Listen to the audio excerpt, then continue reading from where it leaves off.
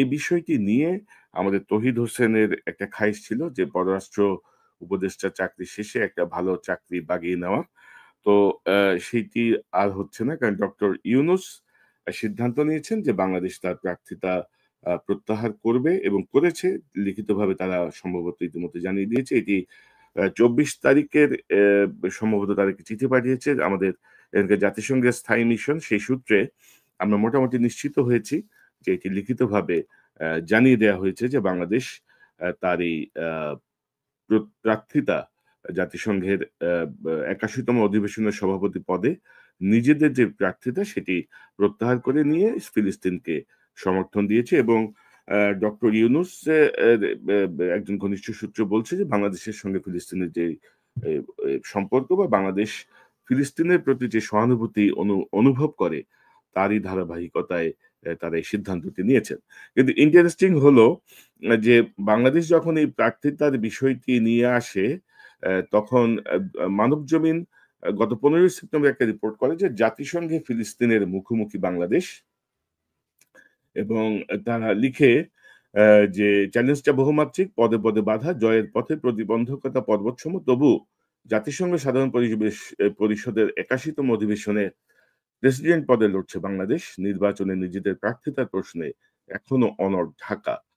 এবং কূটনৈতিক সূত্র বলছে, অ্যা বে আমরা আমরা যতটুকু বলছিলাম ততটুকুই ২০২৬ সালের জুন মাসে অনুষ্ঠেয় নির্বাচনে ফিলিস্তিনের মুখোমুখি হচ্ছে বাংলাদেশ। এতে জয় পাওয়া ঢাকার জন্য বড় চ্যালেঞ্জ বলে মনে করছেন পেশাদার কূটনীতিক ও রাজনৈতিক সম্পর্ক বিশ্লেষকরা। তাদের মতে ফিলিস্তিনের সঙ্গে বাংলাদেশের সম্পর্কের ঐতিহাসিক প্রেক্ষাপট রয়েছে। দেশটির সঙ্গে বাংলাদেশের সম্পর্কের গভীরতা পরিমাপযোগ্য নয়। এটি স্বতন্ত্র এবং অতুলনীয়। তো অর্থাৎ তারা সবাই বলছিলেন যে বাংলাদেশের এই কাজটি ভুল হচ্ছে।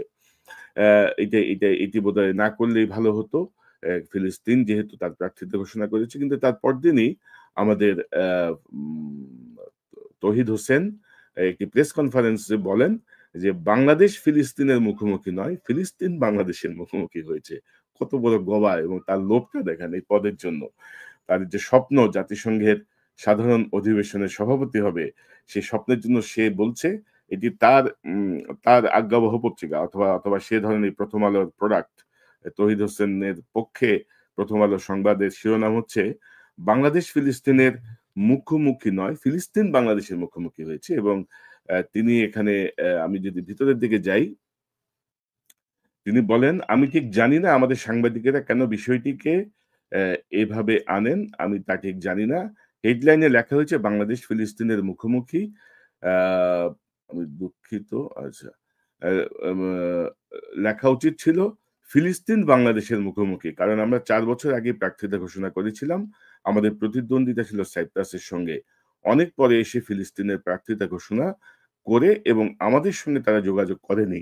যোগাযোগ করাটা স্বাভাবিক ছিল। আপনি অবস্থাটা বুঝেন এই তৌহিদ হোসেনের।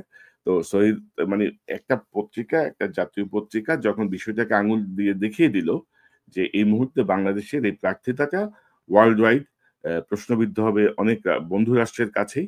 সেখানে সে আবার কাউন্টার দিচ্ছে যে শিরোনামটা কি হওয়া উচিত ছিল, কি বলা উচিত ছিল। তো খাহিশ পূরণ হলো না আমাদের ইন্টারিম তৌহিদের এবং তৌহিদ হোসেনের আসলে ধরেন যে ক্যারিয়ার, সেই ক্যারিয়ারে ধরেন এই পররাষ্ট্র উপদেষ্টা হচ্ছে তার জীবনের একটা সর্বোচ্চ অর্জন। ক্যারিয়ার ডিপ্লোম্যাট হিসেবে তার তেমন কোনো ভূমিকা নাই। 111 এর সময় ভারপ্রাপ্ত পররাষ্ট্র উপদেষ্টা ছিল আ মঈন ফখরুলের আজ্ঞাবহ হয়ে। তো সেই জায়গাটায় ধরেন তৌহিদ হোসেন এখনো আ সেই আ 111 এর যে ধারা, ভারতে তিনি দীর্ঘদিন ডেপুটি হাই কমিশনার ছিলেন। তার ঐখানকার যে কানেকশন সবকিছু কিন্তু এই ইন্টারিম সরকারকে তার নানা পদক্ষেপে বিপর্যস্ত করে তুলেছে এবং আপনারা সাম্প্রতিক সময়ে জাতিসংঘের ৮০ তম অধিবেশনের যোগ দিতে আসা রাজনৈতিক নেতৃবৃন্দ যেভাবে হেনস্থা হয়েছে, অ্যা তার পেছনের মূল কলকাঠি কিন্তু এই তৌহিদ হোসেনের এবং গত ১ বছরে আমেরিকা তো বটেই, পৃথিবীর সকল রাষ্ট্রেই আপনার ক্রিমিনালরা স্বপদে বহাল অর্থাৎ আওয়ামী ফ্যাসিস্টদের যারা অনুসারী ছিল। অর্থাৎ আমি এ মানে এক অর্থে পুরোপুরি যা ধরেন ফরেন ক্যাডারের কাউকে দোষারোপ করতে চাই না। কিন্তু এর মধ্যে ধরেন চিহ্নিত যারা, যারা হাসিনার পারপাস সার্ভ করেছে, উদ্দেশ্যমূলকভাবে যারা অতি উৎসাহী ভূমিকায় ছিল, তিনি তাদেরকে ঘুরে ফিরে পদায়ন করেছেন। কাউকেই তিনি সরান নাই। এবং ১ বছরেও ধরেন নিউ ইয়র্কের যেই জাতিসংঘের যে স্থায়ী মিশন বা আমাদের যে কনসুলেট, সেই কনসুলেট গুলায় তেমন কোনো উল্লেখযোগ্য পরিবর্তন হয় নাই। অর্থাৎ ভিতরে বসেই অ্যা মানে কি বলবো? ঘরের ভেতর থেকে শীত কাটছে অ্যা আওয়ামী হাসিনার, পলাতক হাসিনার, ফ্যাসিস্ট হাসিনার মানুষজন এবং তার একটি ফলাফল আমরা দেখতে পেয়েছি অ্যা ৮০তম অধিবেশনে যেভাবে হেনস্থা হয়েছেন আমাদের রাজনীতিবিদরা সেই ঘটনায়। পাশাপাশি আপনি দেখেন যে এই ইন্টারিম তৌহিদ কিন্তু বেছে, বেছে ধরেন অ্যা অন্তর্বর্তী সরকার দায়িত্ব নেওয়ার পরপরই জেনেভায় ব্যা আইন উপদেষ্টা আসিফ নজরুলের উপর একটি হামলার চেষ্টা হয়েছে। তাকে একটা বিব্রতকর পরিস্থিতির মুখোমুখি হতে হয়েছে এয়ারপোর্টে। সেটি নিয়ে আমার এখানে অনুষ্ঠান আছে আপনারা যদি দেখেন।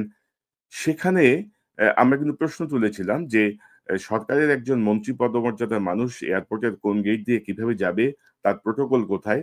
কিভাবে আওয়ামী লীগের লোকজন তাকে এয়ারপোর্টে এসে তার সঙ্গে তর্ক-বিতর্ক জুড়ে দেয়ার, তাকে হেনস্থা করার, মৌখিক হেনস্থা করার সাহস পায়? সেই জেনেভার যে রাষ্ট্রদূত, সেই রাষ্ট্রদূতকে সে বাংলাদেশে ফেরত না পাঠিয়ে তাকে যুক্তরাষ্ট্রের রাষ্ট্রদূত হিসেবে নিয়োগ দিয়েছে সম্প্রতি। তো আপনারা বুঝতে পারছেন যে তৌহিদ হোসেনের ইনটেনশন ইস ভেরি ব্যাড। সে কিন্তু ডক্টর ইউনূসের সঙ্গে থেকে ইউনূসের ক্ষতি করছে নানান কৌশলে এবং সে আল্টিমেটলি বিশ্বজুড়ে ফ্যাসিস্ট রেজিমকে, ফ্যাসিস্টদের যারা শীর্ষ অনুসারী, তাদেরকে সে নানাভাবে প্রমোট করছে। তৌহিদ হোসেনের বিষয়ে আমাদের আরো বিস্তারিত অনুসন্ধান চলছে।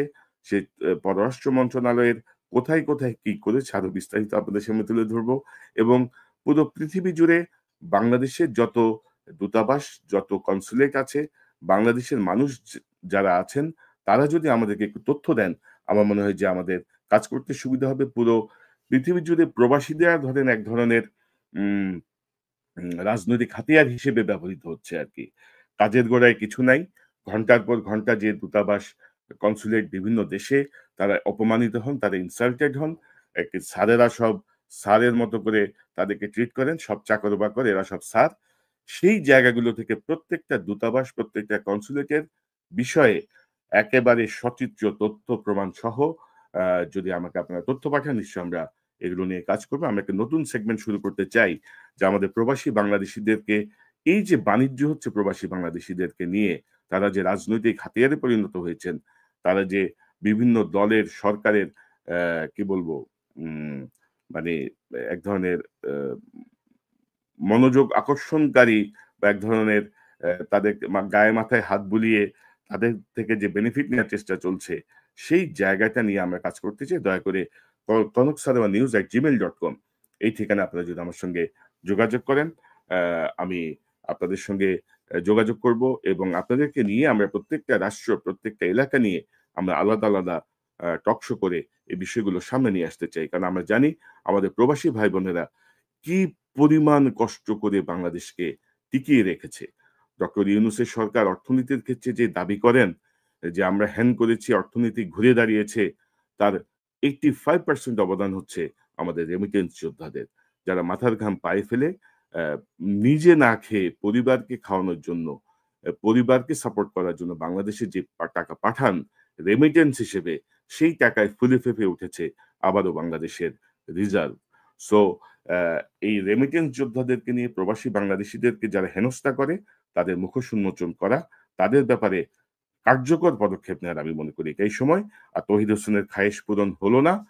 তৌহিদ হোসেনদেরকে এবং জাতিসংঘে যেভাবে হেনস্থা করা হয়েছে তৌহিদ হোসেনের অ্যা নীল নকশায় এবং তার বিরুদ্ধে আমি মনে করি ডক্টর ইউনূস দেশে ফিরেই কার্যকর পদক্ষেপ গ্রহণ করবেন এবং আমাদের এই জাতিসংঘের মিশন, কনসুলেট সহ দূতাবাসে যে যেখান থেকে আওয়ামী পারপাস সার্ভ করছে, পলাতক হাসিনার অনুসারীদের সহযোগিতা করছে, তাদের বিরুদ্ধে যদি শাস্তিমূলক ব্যবস্থা না নেয়া হয়, তাহলে আসলে পুরো পৃথিবীব্যাপী যেই সরকারই আসুক, ইউনূস সরকার তো বটেই, যেই সরকারই আসুক, তাদের ব্যাপারে তারাই একটি বিরূপ ধারণা তৈরি করবে। মানে ঘরের অ্যা মানুষই মানে মানে কি বলবো এটাকে? ওই যে বলে না যে, যেই প্লেটে ভাত খায় সেই প্লেটেই তারা ফুটো করে দেবে। এবং সেই ফুটো করার কাজ চলছে। এখানে সহযোগিতা করছে তৌহিদ হোসেন সহ একটা গং। এবং এখন পর্যন্ত আমরা জানি যে রাজনৈতিক নেতাদেরকে হেনস্থা করার পরেও কারো বিরুদ্ধে এখন পর্যন্ত কোনো কার্যকর পদক্ষেপ নেওয়া হয়নি। ন্যূনতম একটা শোকজ চিঠিও দেয়া হয়নি। আমরা অপেক্ষা করছি, আমরা দেখতে চাই কি কার্যকর পদক্ষেপ নেন। তাহলে তৌহিদ হোসেন এই যে জাতিসংঘের ৮১ তম অধিবেশনের সভাপতি হওয়ার যে স্বপ্ন, যে খায়েশ আপনার ব্যর্থ হয়ে গেল, পূরণ হলো না। এরকম শুধু তৌহিদ হোসেন নয়, আরো অনেকেরই অনেক খায়েশ পূরণ হবে না। ইনশাআল্লাহ আমরা সেইটি যেকোনো অপখায়েশ, যেকোনো অতিরিক্ত খায়েশ পূরণ করা আমরা ঠেকিয়ে দেব। আমি আমার সর্বোচ্চ চেষ্টা করব। ইনশাআল্লাহ আশা করি বাংলাদেশের মানুষ পাশে থাকবেন। কারণ জুলাই বিপ্লবের পরে এত রক্তপাতের পরে যে অর্জন, সে অর্জনকে কোনোভাবেই ব্যাহত হতে দেয়া যাবে না। এটি যে যেভাবে ব্যাখ্যা করেন, যে যাই বলেন, আমরা আমি অন্তত এই জায়গাটায় অত্যন্ত অনড় অবস্থানে আছি। ইনশাআল্লাহ থাকবো। তৌহিদ হোসেন, আপনাকে আবারও সতর্ক করছি, জাতিসংঘের এই স্থায়ী মিশন, কনস্যুলেট, দূতাবাস সহ যারা বাংলাদেশের বিপক্ষে অবস্থান নিয়ে কাজ করছে তাদেরকে চিহ্নিত করে শাস্তিমূলক ব্যবস্থা নিন। বদলি কোনো ব্রেকিং নিউজ বলা চলে। কারণ বাংলাদেশের সাথে আ কিছু সম্পর্কের অবনতির দিকে যাচ্ছিল পরিস্থিতি। অনেকেই পছন্দ করছিলেন না। আপনারা জানেন যে জাতিসংঘে এবারের অধিবেশন হচ্ছে ৮০ তম অধিবেশন, সাধারণ অধিবেশন। সামনের বছর হবে ৮১ তম। সেই ৮১ তম অধিবেশনের সভাপতির পদের জন্য বাংলাদেশের প্রার্থিতা ঘোষণা করা হয়েছিল। এটা আওয়ামী লীগ আমলেই মোমেন সাহেব এটি হতে চেয়েছিলেন। তো মোমেন সাহেবের পরে আমাদের ইন্টারিম তৌহিদ আ হোসেন, যিনি পররাষ্ট্র উপদেষ্টা, তিনি এই পদের জন্য তার প্রার্থিতার নাম আ ঢুকিয়ে দেন। তিনি প্রার্থিতা দাবি করেন বা কি বলবো অংশ নেন আরকি প্রার্থী হিসেবে।